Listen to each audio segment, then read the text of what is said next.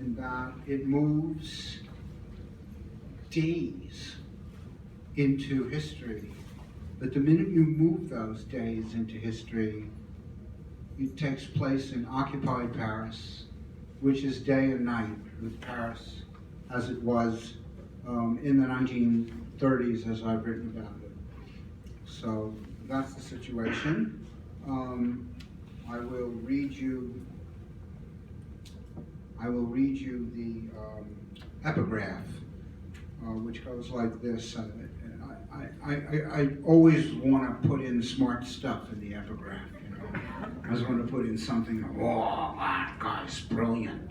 You know, but unfortunately, often enough, I require that part of your attention to let you know what the hell's going on. So more and more I've taken to doing that.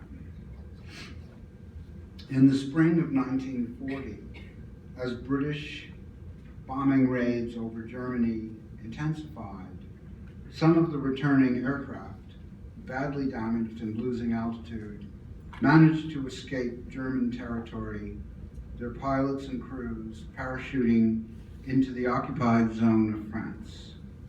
Here they were hidden until they made contact with small groups of French men and women who had organized escape lines that led out of the country and eventually back to England. This was the beginning of what came to be known as the French Resistance. There were three parts to the French Resistance. The first part was in 1941, when the French were in shock to begin with. Nobody did anything, shuddered in the blackout ordered by the German occupation authority.